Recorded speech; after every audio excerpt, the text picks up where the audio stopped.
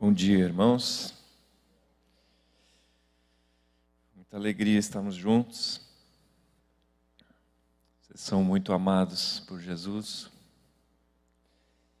E que precioso ver o Senhor já nos falando da importância daquilo que fundamenta a nossa fé.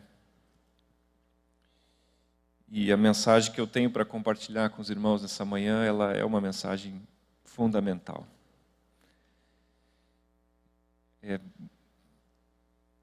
Ela é tão importante que eu tremo diante dela e diante de vocês, dessa responsabilidade de compartilhar algo. E ouvindo aqui o Rogério, eu estava me lembrando de um pouco de um contexto que em 2017, o Rogério estava compartilhando com os jovens num retiro no Carnaval. E ele estava compartilhando todas as manhãs uma palavra muito preciosa. E nós, naquele tempo, nós combinamos assim, estávamos orando pelo retiro. E chegamos ali a uma ideia assim do Espírito Santo de nós, durante as noites, compartilharmos sobre algumas virtudes de Cristo com os jovens. E aí uma das coisas que surgiu de um tempo de reunião, de oração, foi falarmos sobre a humildade de Jesus. E foi então que eu comecei a estudar esse assunto e um dos materiais que eu fui estudar foi esse livro, Humildade, a Beleza da Santidade, de um irmão muito precioso, Andrew Murray, escrito em 1895.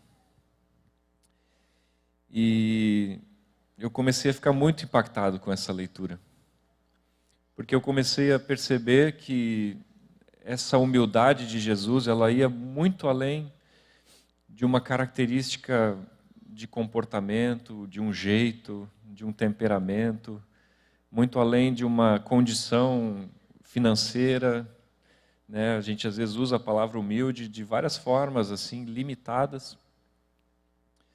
E até quando eu cheguei aqui, o João Nelson brincou, né? Se eu ia pregar sem gravata hoje. Daí eu brinquei de volta, não, eu quis colocar uma roupa mais humilde. Como se isso fosse alguma coisa relacionada com uma verdadeira humildade. Não tem nada a ver. Bom, então nós tivemos essa meditação, compartilhamos sobre esse tema naquele retiro em 2017, alguns talvez estavam lá e lembram. E agora nós estamos de casa em casa estudando Filipenses, a carta de Filipenses, e assim como no mês passado estávamos no capítulo 1, esse mês de outubro, capítulo 2. E aí gostaríamos de compartilhar com a igreja algo sobre o capítulo 2 de Filipenses. E aí, numa conversa com o Zé Gustavo, um dia surgiu de novo esse tema, que o João Nelson, sem saber exatamente o que eu ia compartilhar, ele começou o encontro lendo Filipenses 2, de 5 a 8, 5 a 11 ele leu. Mas esse texto, para mim, ele é a revelação completa do que é a humildade de Jesus.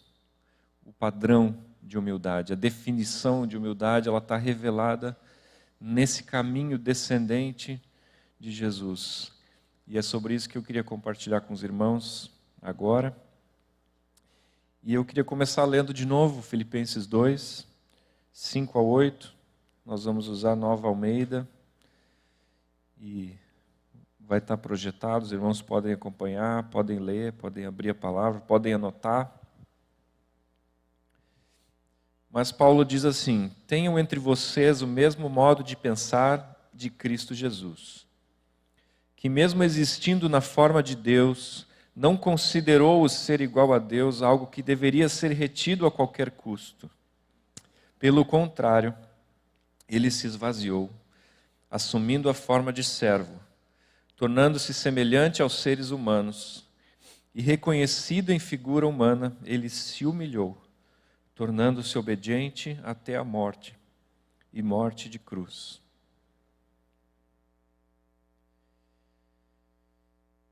E os que estavam na fundamentação ontem, foi um dos textos lidos, quando Zé falou sobre a vida e a obra de Jesus, porque ela passa por esse ponto em que Jesus, o Deus de todo o universo, Criador, eterno, não teve início, não tem fim, mas um dia ele se fez um homem, se esvaziou. E nós podemos fazer todos os esforços possíveis para tentar imaginar o tamanho dessa humilhação. E nós não vamos conseguir chegar na verdadeira dimensão disso. Isso, claro, porque nenhum de nós nunca soube como é ser Deus Criador, né? Então nós podemos imaginar o ser mais glorioso da terra e virando o mais insignificante, e isso ainda vai ser menos do que o Senhor Jesus se tornar um homem, se tornar um servo, se humilhar até a morte. E é por isso que essa humildade ela é algo tão importante, porque ao revelar isso, Paulo diz, vocês precisam ter a mesma maneira de pensar que houve em Cristo Jesus.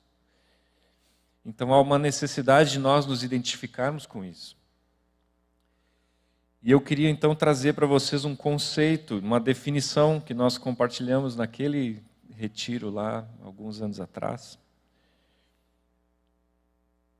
E que a humildade não é apenas uma virtude, é uma característica, uma maneira de agir, mas ela é o nosso consentimento, a nossa decisão de sermos nada, para que Deus possa ser tudo em nós. E por causa disso, por causa desse conceito, dessa definição de nós sermos nada, é que a humildade ela precisa ser a base de todas as outras virtudes e de toda a manifestação do Espírito Santo na nossa vida, de todo o fruto do Espírito. Porque não há como o Espírito Santo se manifestar se nós não estivermos vazios de nós mesmos. Então, esse irmão, Andrew Murray, ele coloca de maneira muito contundente e forte isso, já no início do livro, mostrando que, assim como a humildade precisa vir antes de todas as outras virtudes, por ser essa base de um esvaziamento, ele mostra como o contrário disso, o orgulho, ele é a raiz de todo o pecado. Foi o orgulho que levou o diabo a declarar: eu subirei aos céus. Acima das estrelas de Deus, exaltarei o meu trono e serei como o Altíssimo. Isso está escrito lá em Ezequiel 28, atribuído a esse anjo de luz que desejou em seu coração tomar um caminho ascendente, subir, ser maior. E foi esse orgulho que ele, o diabo, como uma serpente, soprou no coração do primeiro homem, da primeira mulher, imprimindo neles esse desejo de serem como Deus, de serem independentes de Deus.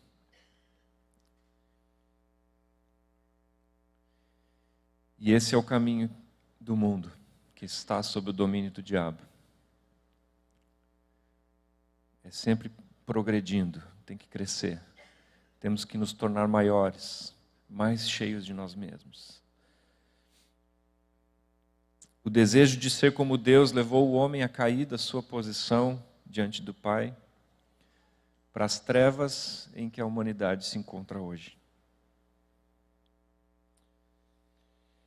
Citando o irmão aqui, no céu e na terra, o orgulho, a autoexaltação, é a porta, o nascimento e a maldição do inferno.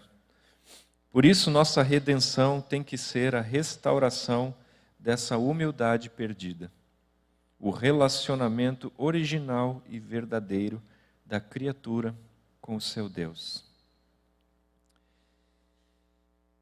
E é aí que entra o nosso Redentor, Jesus, nosso Senhor, que nós temos louvado, reconhecido desde o início desse encontro. Ele veio trazer a humildade de volta à terra. E ele, mais que isso, ele veio nos fazer participantes dessa humildade.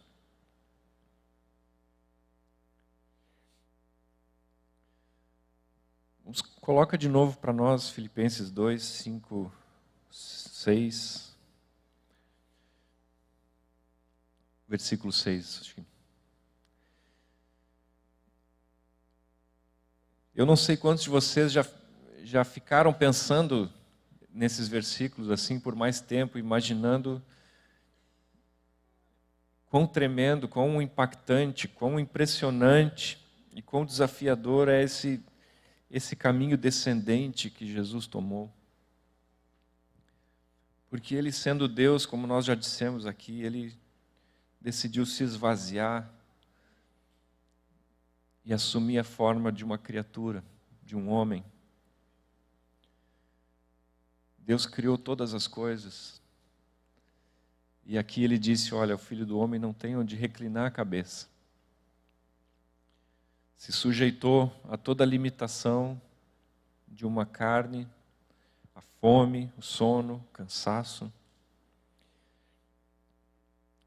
Mas eu às vezes imagino assim, pô, Deus se tornando homem, bem que ele poderia, aqui entre os homens nessa terra, ser um grande rei, governar. Já seria uma grande humilhação para ele ter se tornado homem. Mas pela sua dignidade, ele poderia ser um homem muito reconhecido entre nós. Mas aqui entre os homens, ele decidiu se humilhar e se tornar um servo. E não só isso, como servo, ele decidiu que ele faria somente e completamente a vontade do Pai. Ele decidiu não fazer nada que ele mesmo quisesse. Ele viveu para servir e fazer a vontade do Pai. E se isso não fosse suficiente, ele foi desprezado.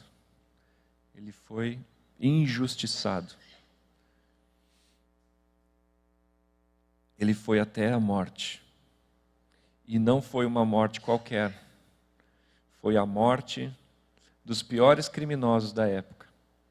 Entre ladrões e assassinos, esse Deus desceu e foi crucificado entre malfeitores.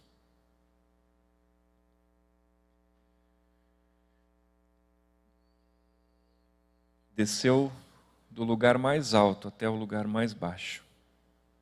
Um amor descendente. Esse texto tem uma tradução muito usada da língua inglesa, da King James, que quando diz ali que ele se esvaziou, no inglês diz assim, ele se fez alguém sem reputação, sem nenhum interesse em ser reconhecido. Vazio, completamente vazio. Então, assim como o pecado e a maldição entraram no mundo através do orgulho e da independência que nasceram do coração lá do primeiro homem, a restauração veio por meio do Verbo eterno que se humilhou. Que atitude diferente nós vemos em Jesus. Jesus se esvaziou da sua glória, se humilhou para se tornar o servo de todos. A nossa identificação com essa atitude de Jesus, decidindo também nos esvaziarmos diante do Senhor, é o único caminho para nós como igreja, como indivíduos, sermos discípulos de Jesus e participarmos dessa comunhão restaurada com o nosso Pai.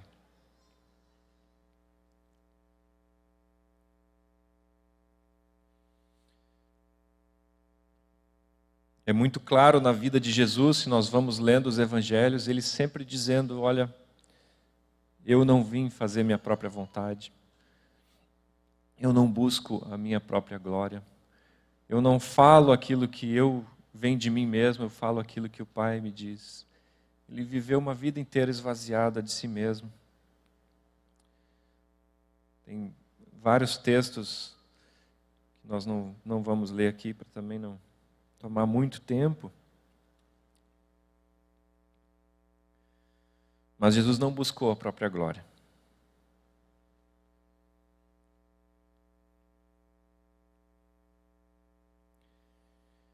Isaías 53 foi profetizado que ele seria desprezado, rejeitado entre os homens, oprimido, humilhado, sem abrir a boca. Ele foi chamado de Cordeiro de Deus desde a fundação do mundo, manso e humilde, pronto a se entregar, sem buscar os seus próprios direitos.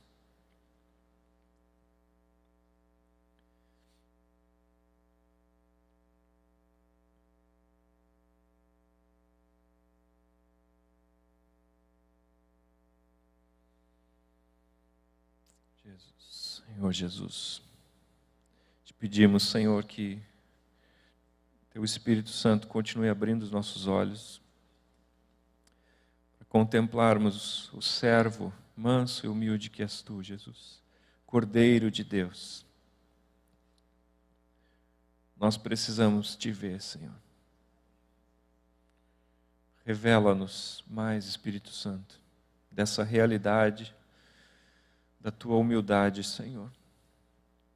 E ao continuarmos aqui meditando na Tua palavra, Senhor, te peço, Espírito Santo, que Tu lance Tua luz sobre nós, sobre aquilo que há em nós ainda, Senhor, tão diferente da Tua atitude, Senhor.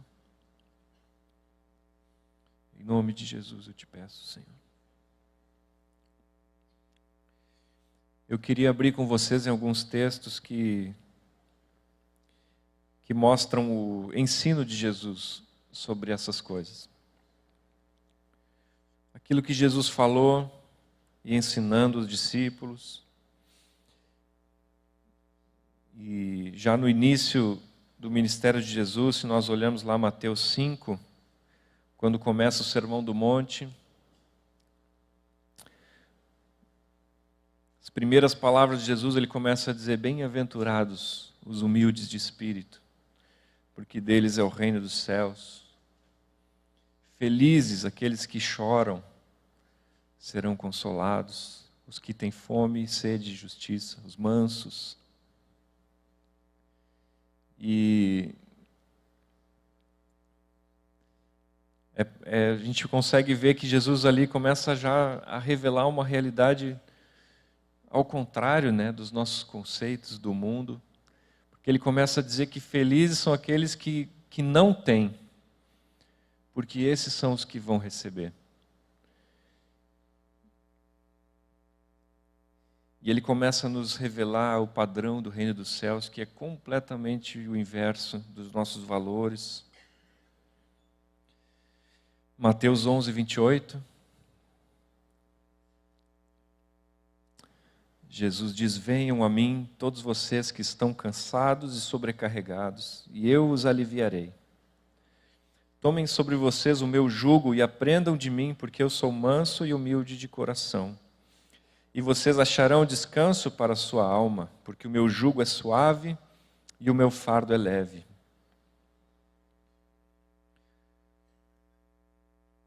Manso e humilde.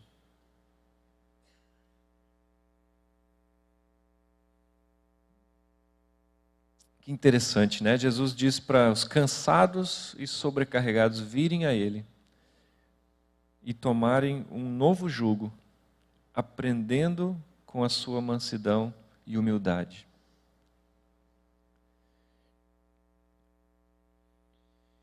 A gente vai descobrindo ao longo da nossa vida que viver uma vida esvaziada de nós mesmos é uma vida leve.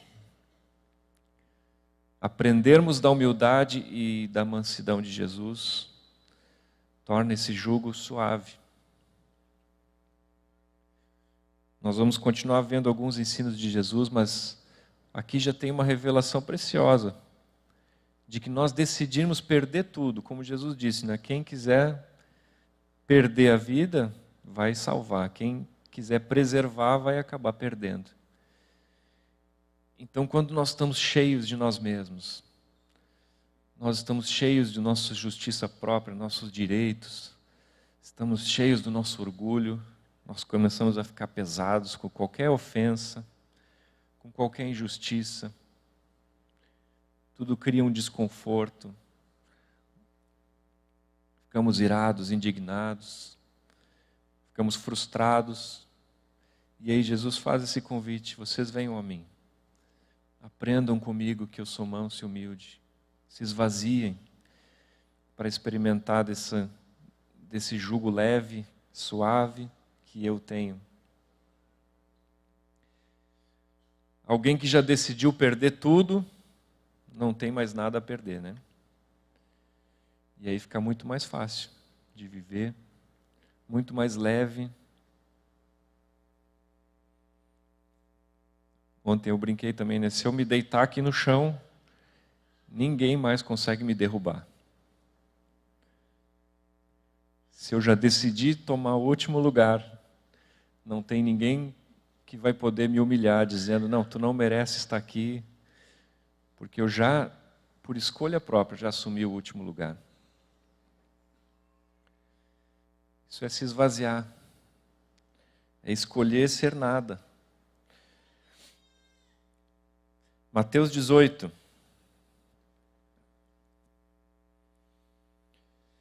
Ali no versículo 1, os discípulos estão querendo saber de Jesus quem seria o maior no reino dos céus. Eles ainda não tinham compreendido que o sistema de valores no céu era o contrário do mundo. Naquela hora, os discípulos se aproximaram de Jesus e perguntaram: quem é o maior no reino dos céus? E Jesus, chamando uma criança, colocou-a no meio deles e disse: em verdade lhes digo, se vocês não se converterem e não se tornarem como crianças, de maneira nenhuma entrarão no reino dos céus. Portanto, aquele que se humilhar como esta criança, esse é o maior no reino dos céus. Mateus 20, versículo 20.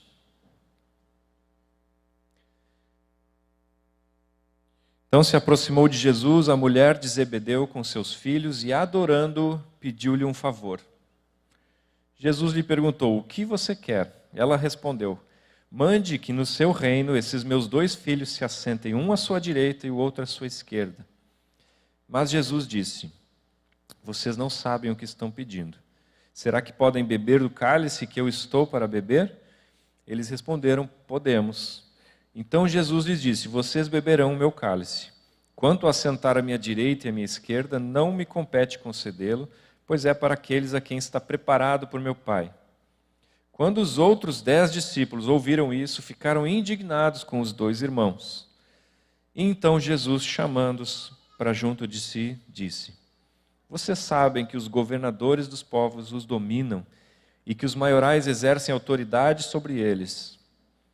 Mas entre vocês não será assim. Pelo contrário, quem quiser tornar-se grande entre vocês, que se coloque a serviço dos outros. E quem quiser ser o primeiro entre vocês, que seja servo de vocês, tal como o Filho do Homem, que não veio para ser servido, mas para servir e dar a sua vida em resgate por muitos. Jesus disse para os discípulos: vocês tenham a mesma maneira de pensar que eu, porque eu me esvaziei e não vim para ser servido. Entre vocês não vai ser como é no mundo, vai ser como é no reino de Deus. E é como eu estou mostrando, Jesus falou. E aqui, mais uma vez, Jesus mostra que só existe um padrão de grandeza no reino do céu, que é a humildade. Quanto mais descemos, mais perto nós estamos de Jesus. Amém? Estão entendendo? Os irmãos estão com sono? Não? Amém. Vamos continuar. Mateus 23.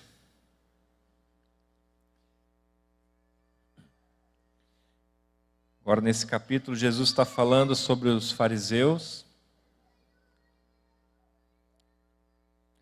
E no versículo 6 ele diz assim: eles gostam do primeiro lugar nos banquetes, das primeiras cadeiras nas sinagogas, das saudações nas praças e de serem chamados de mestre.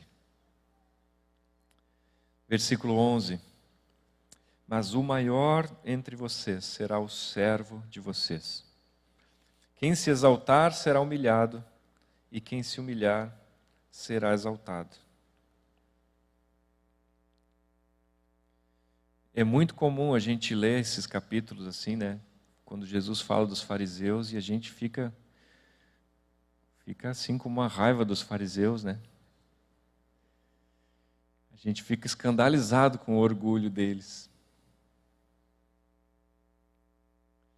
Mas quanto desse orgulho ainda existe em nós? Não é exclusividade dos fariseus, da velha natureza deles, gostar de serem chamados de mestre, reconhecidos, honrados.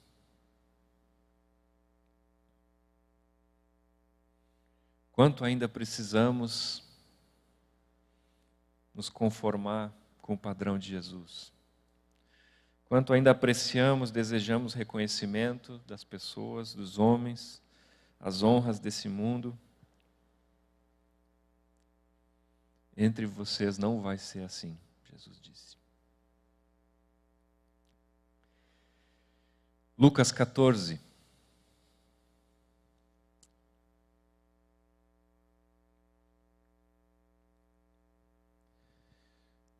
A partir do versículo 7.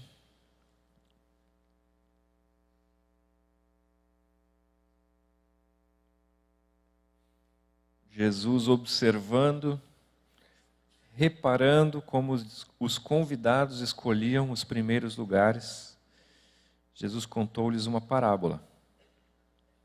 Quando alguém convidá-lo para um casamento, não sente no lugar de honra, pois pode haver um convidado mais importante do que você.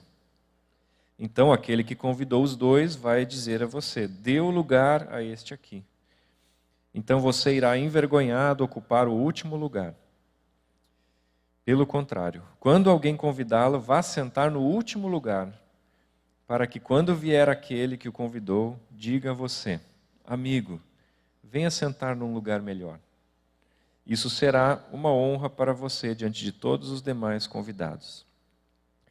Porque todo o que se exalta será humilhado, e o que se humilha será exaltado. Muito simples, né? Um exemplo de Jesus ali, uma parábola, e muito prática, mas é uma palavra simples. Vai, escolhe o último lugar.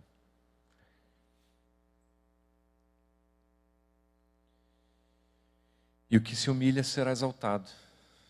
Talvez não seja na hora que a gente espera, mas temos um Deus recompensador que vê em secreto.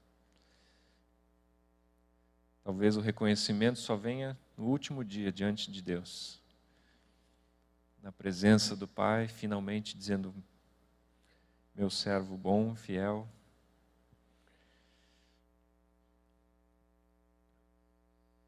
Mas a nossa escolha tem que ser esse caminho. Escolhe o último lugar.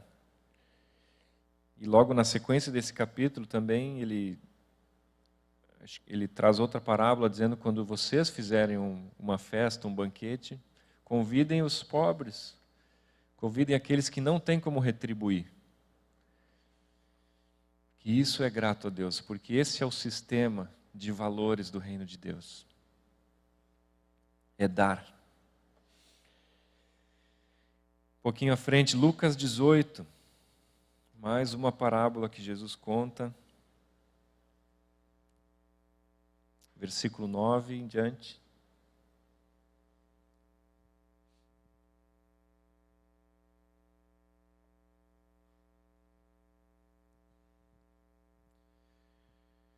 Jesus também contou esta parábola para alguns que confiavam em si mesmos por se considerarem justos e desprezavam os outros.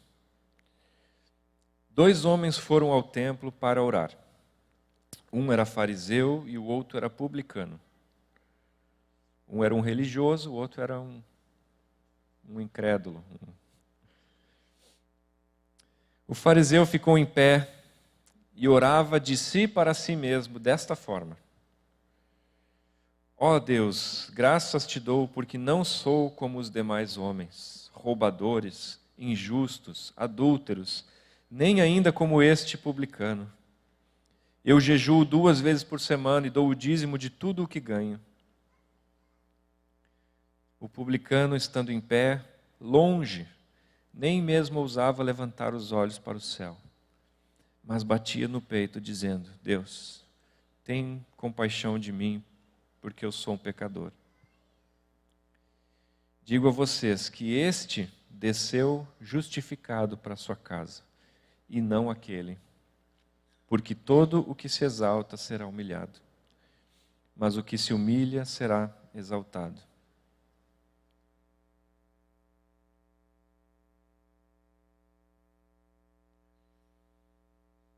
As parábolas de Jesus sempre são muito claras, né? E aqui talvez ele tenha até dramatizado ali uma oração, né? Orava de si para si mesmo, um fariseu. Mais uma vez, irmãos, na presença de Deus, tudo o que não é permeado por uma profunda humildade não tem valor nenhum. E não é difícil, talvez não seja da mesma forma como esse fariseu da parábola, mas não é difícil nós estarmos na presença de Deus. E às vezes até numa oração, aquele orgulho vem, encontra um espaço, e nós podemos estar lá louvando a Deus, elogiando a nós mesmos.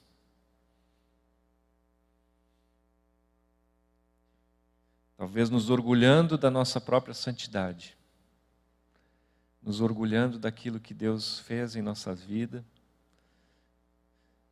dando espaço para esse veneno do velho homem.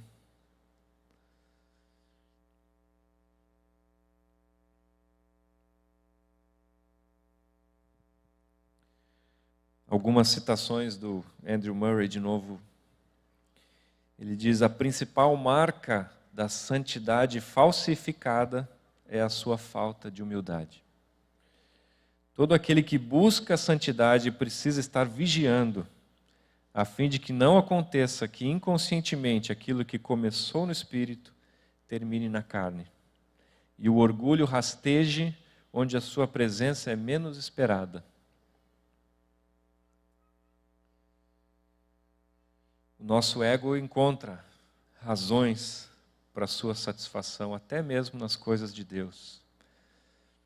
Até mesmo nessa obra que o Espírito Santo faz em nós, até mesmo nos dons que Ele manifesta, nas capacidades que Ele nos deu. Precisamos estar vigiando. Sim, até mesmo no templo, o fariseu pode começar a louvar, agradecendo a Deus, e estar congratulando a si mesmo.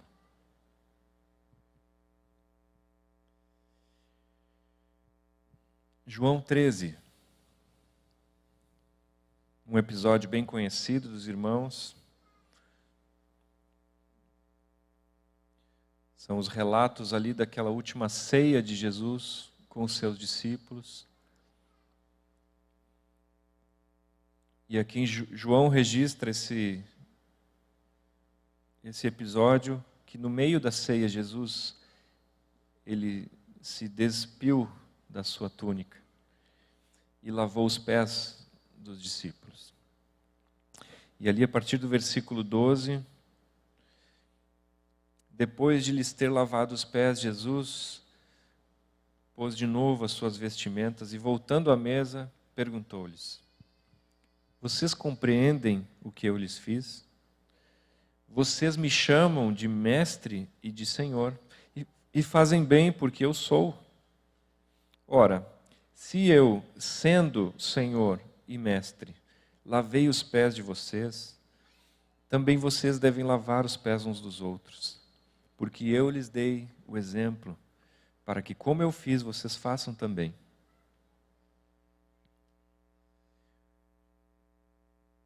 Jesus era, de fato, o mestre e o Senhor. E mesmo sendo, aqui mais uma vez ele se esvazia, ele se humilha e assume o papel de um escravo, lavar os pés. E ele diz: eu lhes dei esse exemplo para que, como eu fiz, vocês façam também. E aqui, de forma muito prática, Jesus ele estabelece o modelo para todo relacionamento na família, no corpo de Cristo. Ele estabelece um modelo de serviço, um modelo de liderança, a essência de todo discipulado, né? Falando aqui, discipuladores, fundamentação. A essência é o serviço. Jesus estabeleceu o modelo, como deve ser um líder. Quem quer ser um líder, quer ser um discipulador, um pastor, esse aqui é o modelo. Não é como é no mundo. Entre vocês, não é assim.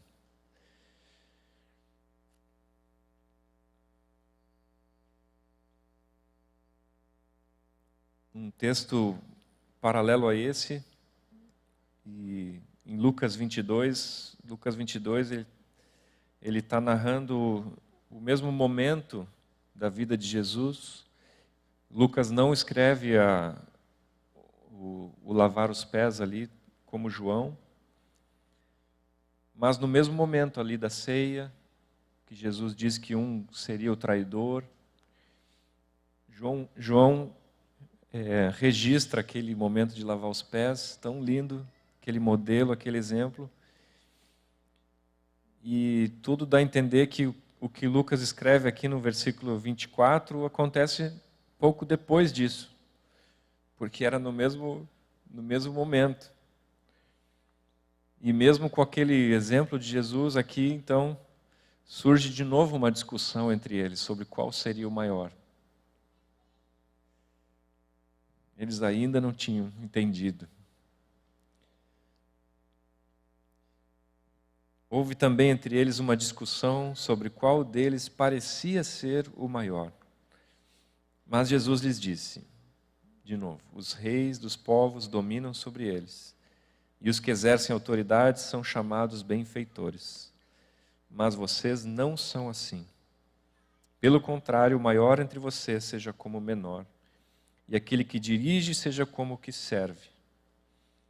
Pois qual é maior, aquele que está à mesa ou aquele que serve? Não é verdade que é aquele que está à mesa? Mas no meio de vocês, eu sou como o que serve. E mais uma vez, Jesus mostra os valores do reino de Deus.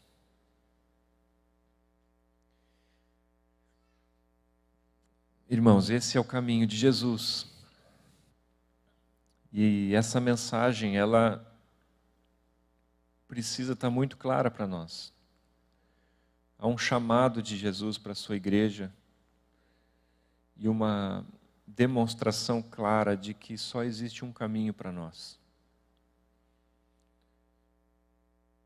Nós somos o corpo de Cristo aqui na terra. Somos a sua igreja, a sua noiva.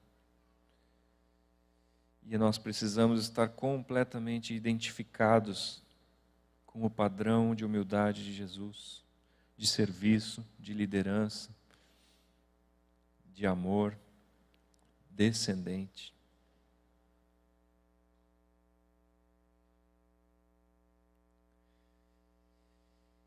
E, bom, certamente há muitas situações na nossa vida diária que nós vamos identificando, né? E o Espírito Santo vai nos mostrando quando nós agimos diferente de Jesus.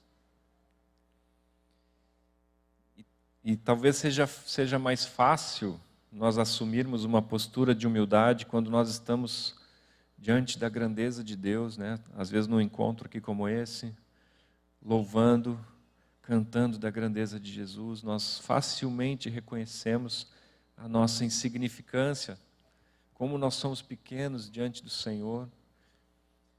E aqui pode ser fácil da gente assumir uma postura de humildade, reconhecendo diante de Deus, Deus, eu realmente não sou nada, Tu és muito maior.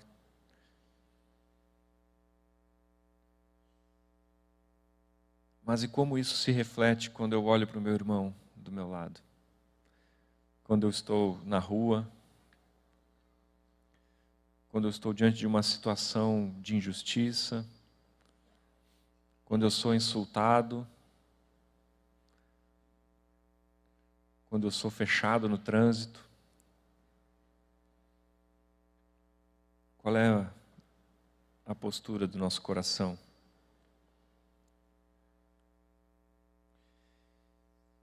E eu percebi que a minha humildade, a minha atitude diante dos homens é o que realmente prova a minha humildade diante de Deus. É o quanto eu me esvazio nos meus relacionamentos, o quanto eu reflito essa mesma atitude e maneira de pensar de Jesus. Se nós, assim como Jesus, fizermos de nós mesmos como pessoas sem reputação, essa humildade não será algo passageiro, mas será percebida em toda a nossa vida e em todos os nossos relacionamentos. E antes de encerrar, eu queria rapidamente trazer alguns textos do ensino dos apóstolos que nos mostram de maneira muito prática como deve ser a nossa atitude uns com os outros. Quais são os frutos de uma atitude, de um coração humilde? Quais são os frutos do orgulho?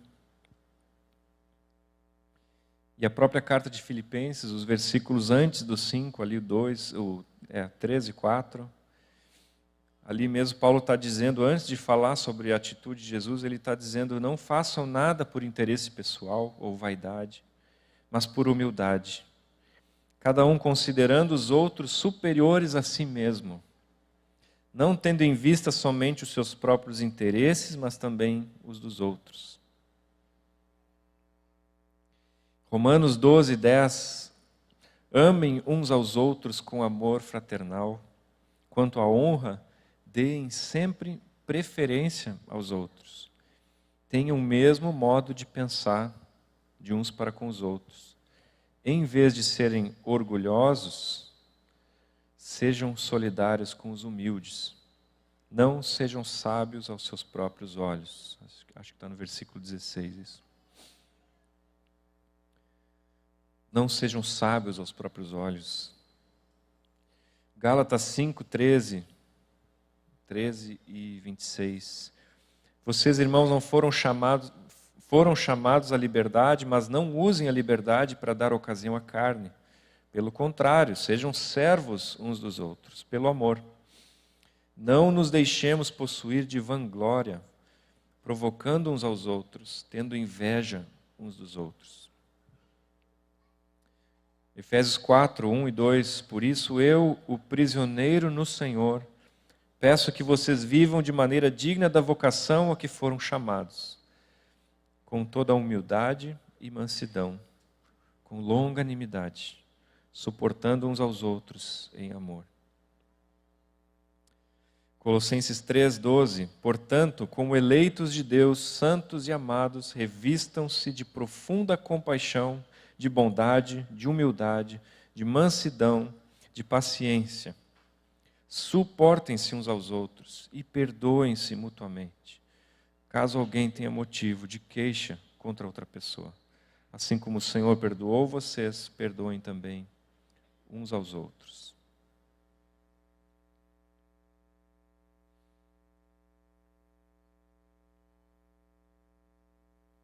Vocês percebem qual é o resultado quando nós todos nos esvaziamos? Há esse suporte mútuo, há essa compaixão, há uma vida de serviço que flui naturalmente. As ofensas são perdoadas facilmente.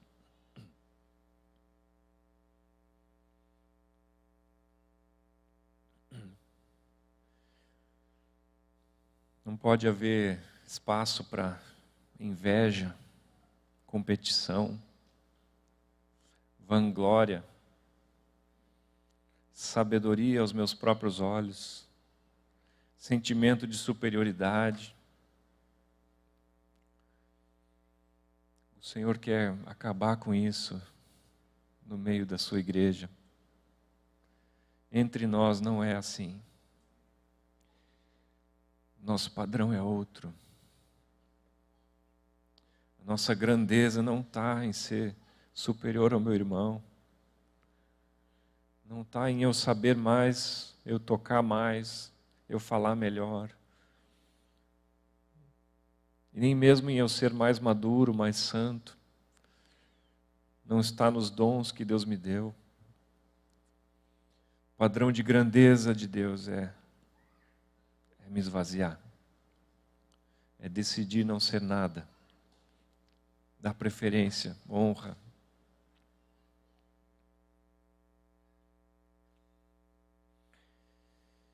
Eu sei que nós vivemos um tempo muito difícil. E se nós ficamos olhando para o mundo, e especialmente nessa última semana antes das eleições, é uma tristeza. É injustiça. Tantos direitos sendo quebrados, interesses pessoais sendo colocados acima, tanta corrupção, sujeira. E facilmente a nossa justiça própria se levanta. Facilmente nossa mão se ergue para declarar: eu tenho direito.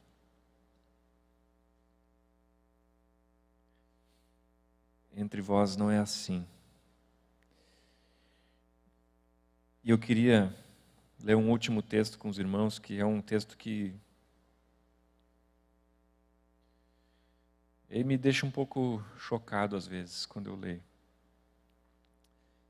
Ensino de Pedro, na primeira carta de Pedro, capítulo 2, a partir do versículo 18, Pedro está ensinando algo prático aos servos.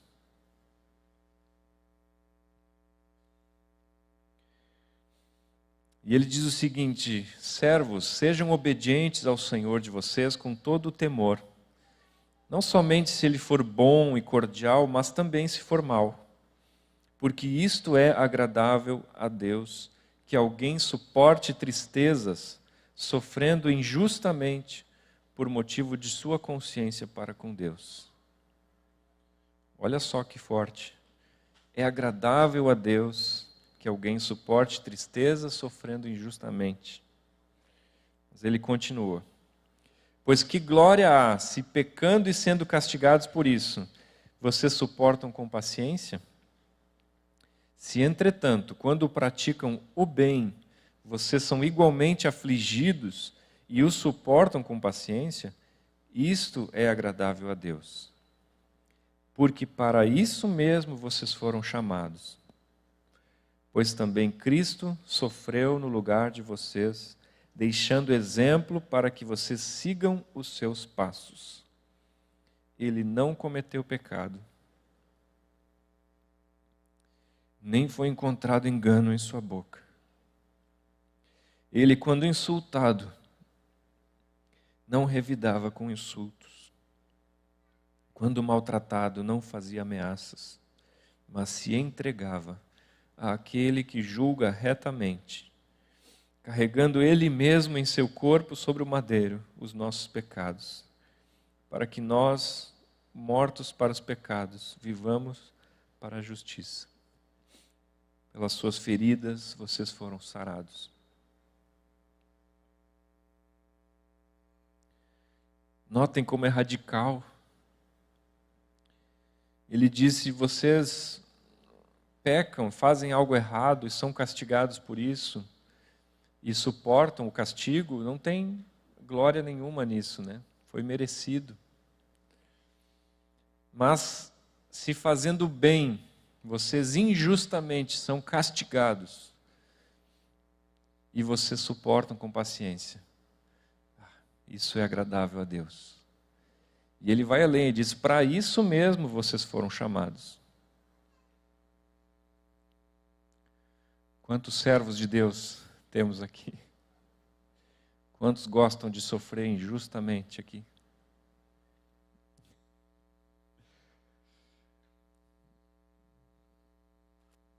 Mas é um convite de Jesus: vocês sigam meu exemplo.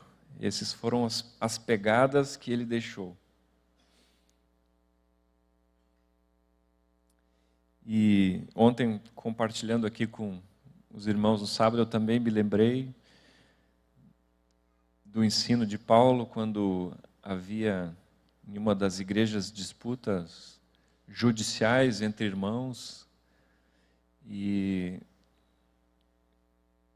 a resposta de Paulo é: que vergonha. Será que nenhuma das partes é capaz de se conformar com a maneira de Jesus de pensar?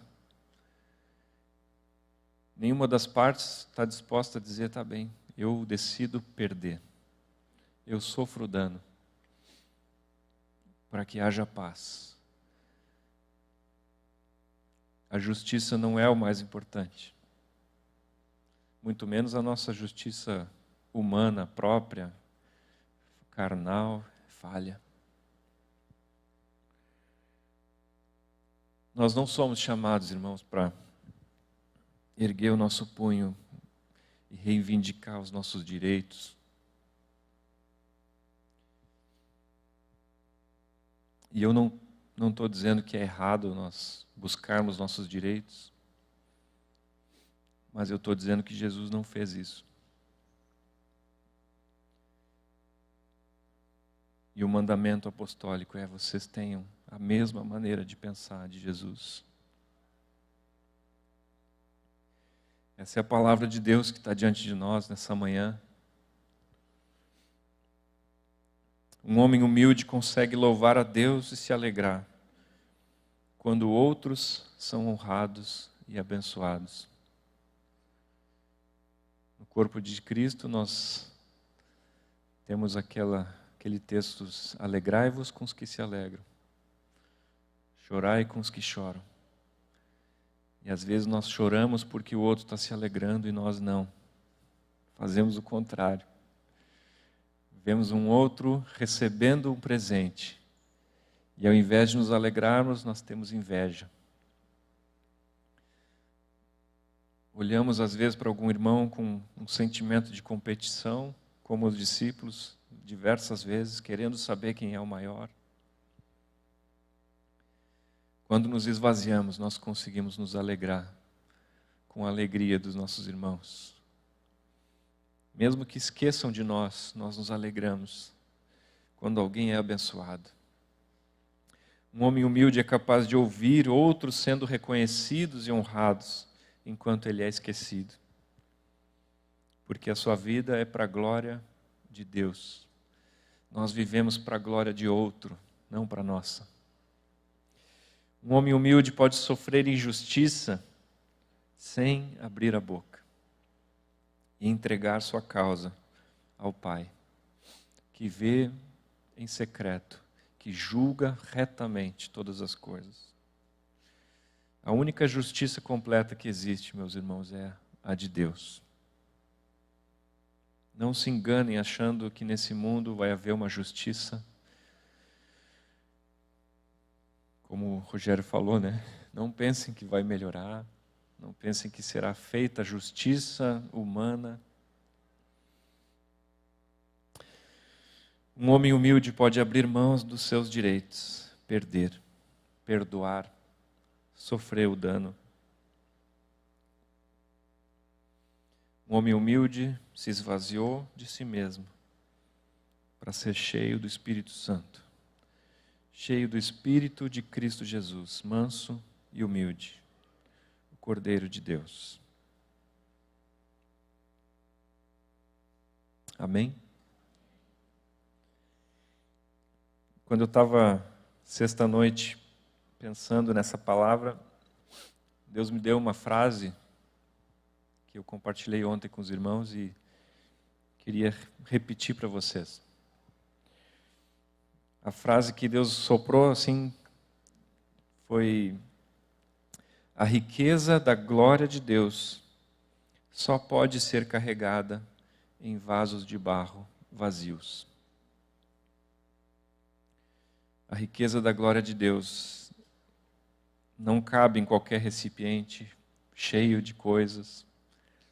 Ela só pode ser carregada em vasos de barro vazios.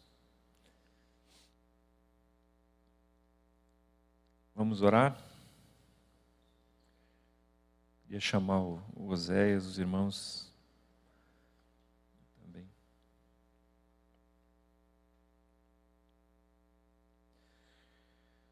Pai querido, nós estamos diante da presença de Jesus. E desde o início desse encontro temos cantado e olhado para Ti, Jesus, com nossos olhos espirituais.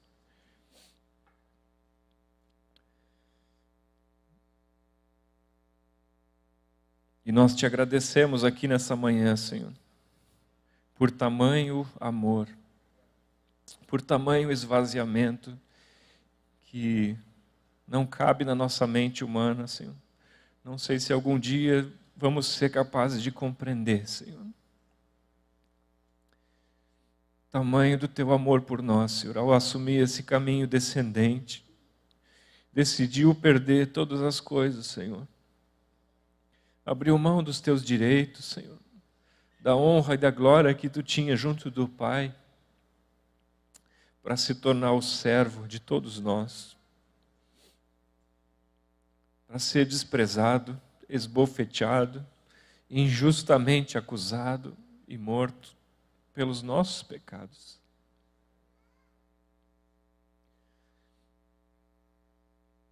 A beleza da Tua santidade, Senhor, manifestada nessa humildade, nos constrange nessa manhã.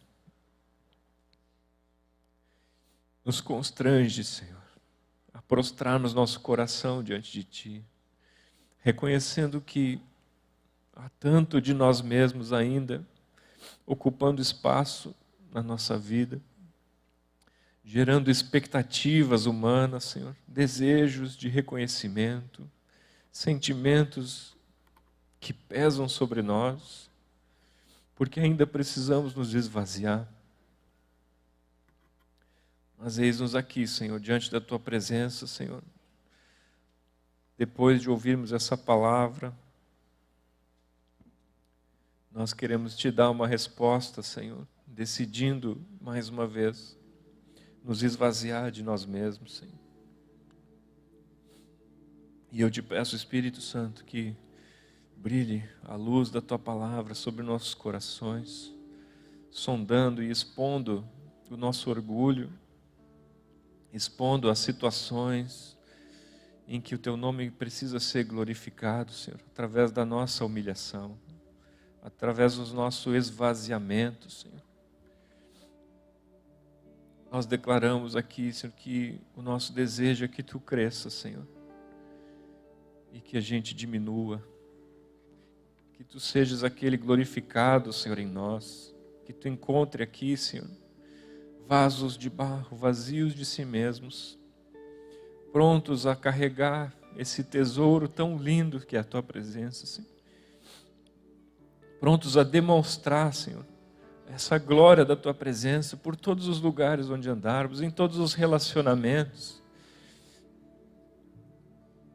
Oh, Senhor, vem renovar, Senhor, os vínculos no Teu corpo aqui, Senhor. Relacionamentos baseados nesse esvaziar, nesse amor, nesse perdão, no serviço uns aos outros. Senhor. Continua quebrantando os nossos corações, quebrando, Senhor, em nós toda a contaminação do padrão desse mundo lá fora. Não é assim entre nós, nós queremos viver o padrão do Teu reino, Senhor. Uma igreja humilhada, Senhor, uma igreja vazia de si mesma, Senhor, mas refletindo com abundância a Tua glória, a Tua beleza, Senhor, a Tua santidade, a Tua justiça, Senhor. Em nome de Jesus, Senhor.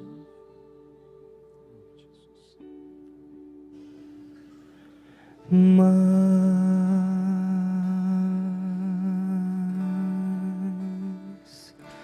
de Ti,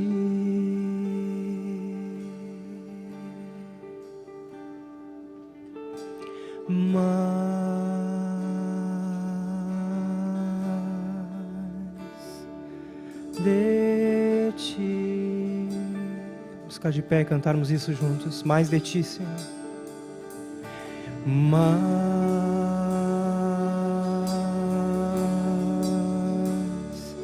de Ti,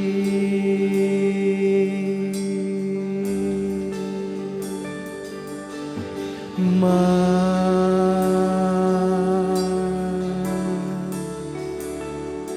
de Ti, menos de mim, menos de mim, menos de mim, menos de mim, mais de Ti, mais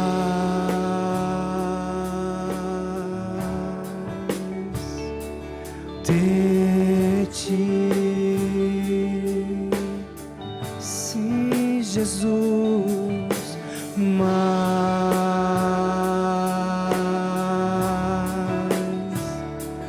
de Ti, menos e menos de mim, menos de mim, menos de mim, menos de mim.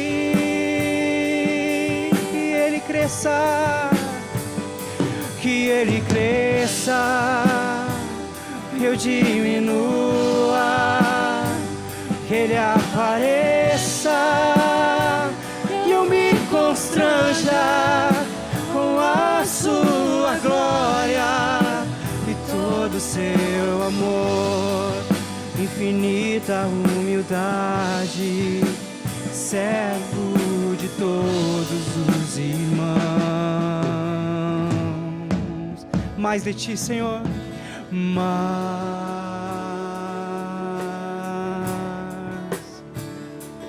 de Ti, mais de Ti, Jesus, mais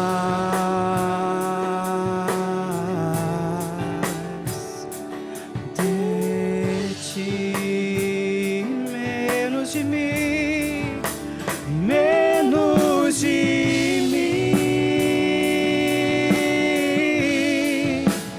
menos de mim, menos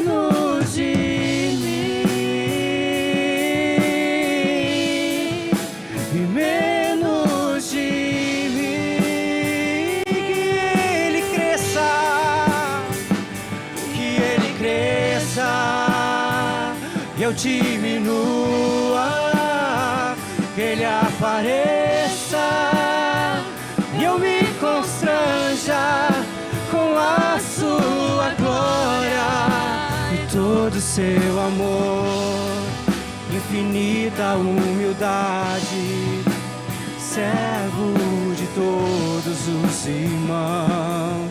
Que Ele cresça, que Ele cresça, eu diminua, Ele apareça e eu me constranja com a sua glória e todo seu amor, infinita humildade, servo de todos os irmãos. Mas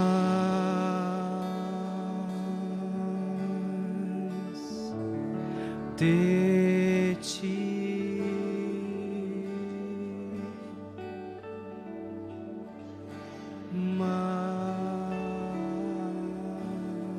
Enquanto os irmãos continuam declarando isso, nós podemos continuar louvando, mas eu queria orar por algo bem específico que o Espírito Santo colocou no meu coração agora, mostrando que pode haver entre nós irmãos que estão carregando um peso, um fardo de expectativas que não foram atendidas, expectativas humanas, talvez dentro desse contexto de igreja, algo que esperavam, que planejavam, algum reconhecimento, alguma função, algum serviço, algo que se criou no coração. E o convite do Senhor Jesus é que tu deposite essas expectativas diante dele, porque o Pai vê em secreto e te renova nessa manhã com novas expectativas. Deus tem um novo para a tua vida, e esse novo talvez ninguém veja.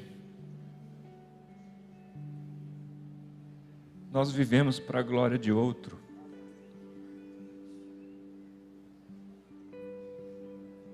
Eu quero orar em nome de Jesus, que todo jugo seja quebrado agora em nome de Jesus. Todo fardo de frustrações agora seja desfeito em nome de Jesus. Nós repreendemos toda a palavra mentirosa de Satanás, toda semente de acusação, de culpa, de talvez ter perdido alguma oportunidade, se sentir desprezado, se sentir diminuído por situações humanas, por situações na igreja, por situações com pessoas, expectativas que não foram atendidas. Senhor Jesus, o teu jugo é suave, o teu fardo é leve. Lançamos fora por terra todo fardo pesado e todo jugo seja quebrado nessa manhã em nome de Jesus. Todas as expectativas sejam refeitas e renovadas na presença de um Deus que vê em secreto e que tem algo novo para cada um de nós nessa manhã. Há muito mais. Não é o fim, não acabou, não se perderam as oportunidades, mas Deus tem algo novo para a tua vida. Deus tem algo novo, um jugo suave, de uma vida esvaziada, de serviço, em nome de Jesus, em nome de Jesus.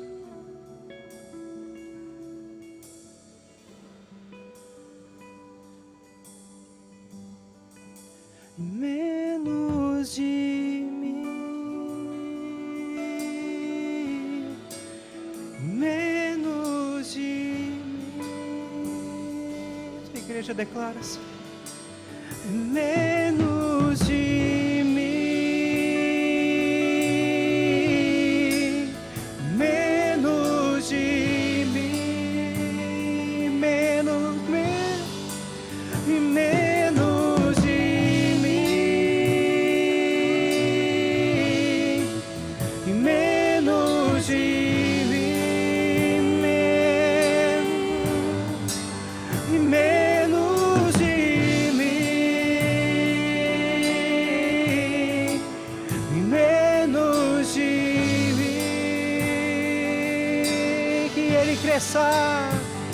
que Ele cresça, eu diminua,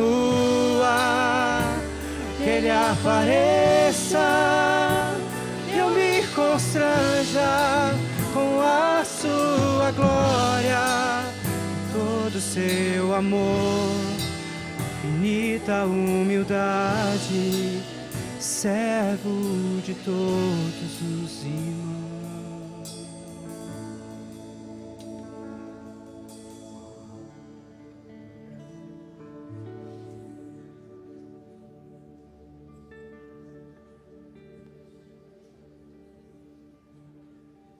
Infinita humildade significa que na eternidade a humildade continua. Jesus é humilde. Ele é o mesmo ontem, hoje e para sempre. E no reino não é assim, como disse Jesus. Vocês querem uma prova disso? Jesus se fez o Cordeiro de Deus, o sacrifício pela sua igreja, não foi? O Cordeiro é um filhote de ovelha, um animal totalmente indefeso, que era sacrificado e não mostrava resistência. Nós vamos para as bodas do Cordeiro. Ele é o Cordeiro, aquele que está sentado no trono, e ao Cordeiro seja o louvor por toda a eternidade. Hoje, ser humilde é estar na condição do reino para toda a eternidade. Essa é a virtude de todos aqueles que pertencem ao reino. Então, a nossa glória, disse para o Nick, a humildade não é uma humilhação, ela é glória. E nós não nos orgulhamos por causa disso. O Senhor é que nos exalta. É tão fácil conviver com os humildes, e é difícil com os orgulhosos, não é? Por isso que a unidade no corpo é possível, porque todos nós somos chamados à humildade. O Senhor abençoe vocês nesse domingo, e que a palavra dele